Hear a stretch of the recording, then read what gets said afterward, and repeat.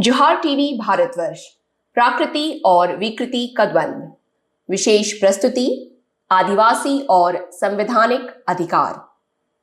भारत का संविधान दुनिया के सबसे विस्तृत और लोकतांत्रिक संविधानों में से एक माना जाता है। यह केवल शासन चलाने का दस्तावेज नहीं, बल्कि विविधताओं से भरे देश को एक सूत्र में बांधने का प्रयास भी है।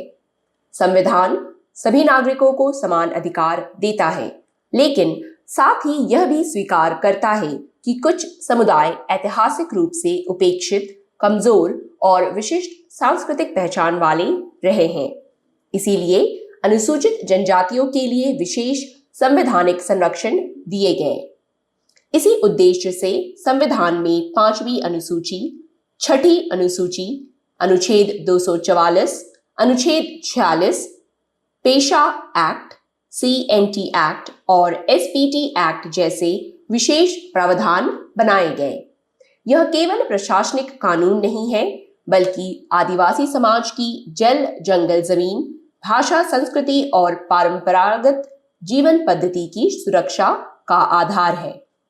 भारतीय संविधान का अनुच्छेद 25(1) प्रत्येक व्यक्ति को अंतःकरण की स्वतंत्रता तथा किसी भी धर्म को मानने, उसका पालन करने और प्रचार करने का मौलिक अधिकार देता है।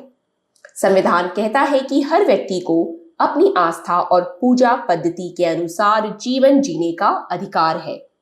लेकिन बड़ा प्रश्न यह है कि जब संविधान धार्मिक स्वतंत्रता की गारंटी देता है, तब भी प्रकृति पूजक आदिवासी समाज को अलग सरना धर्म कोड की पहचान आज तक क्यों नहीं मिली?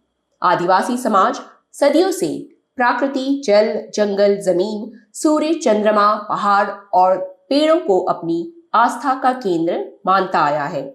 सरना केवल पूजा पद्धति नहीं, बल्कि प्रकृति आधारित जीवन दर्शन है।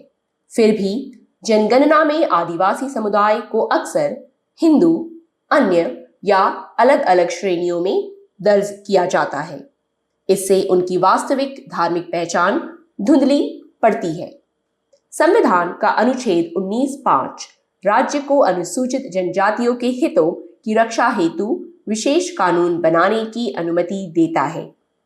इसी आधार पर भूमि संरक्षण कानून बने। 5वीं अनुसूची राज्यपाल को विशेष शक्तियां देती है कि वे अनुसूचित क्षेत्रों में कानूनों को संशोधित या रोक सकें। लेकिन प्रश्न यह है कि क्या इन संवैधानिक शक्तियों का उपयोग आदिवासी हितों की रक्षा के लिए पर्याप्त रूप से हुआ? आज ग्राम सभा, परंपरागत स्वशासन और कस्टमरी लॉ को लेकर भी गंभीर बहस चल रही है।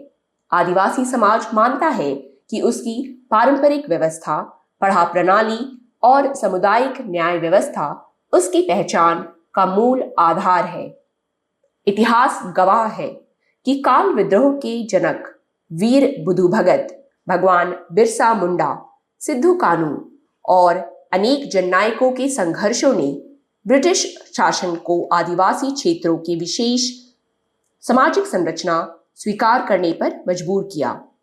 इन्हीं आंदोलनों और बलिदानों का परिणाम आगे चलकर 5वीं अनुसूची, CNT एक्ट, SPT एक्ट और विशेष भूमि संरक्षण कानूनों के रूप में सामने आया।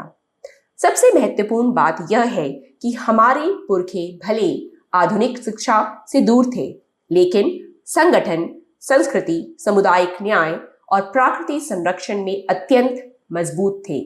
आज आवश्यकता केवल डिग्री की नहीं, बल्कि संवैधानिक समझ, सांस्कृतिक आत्मविश्वास और सामाजिक एकता की है।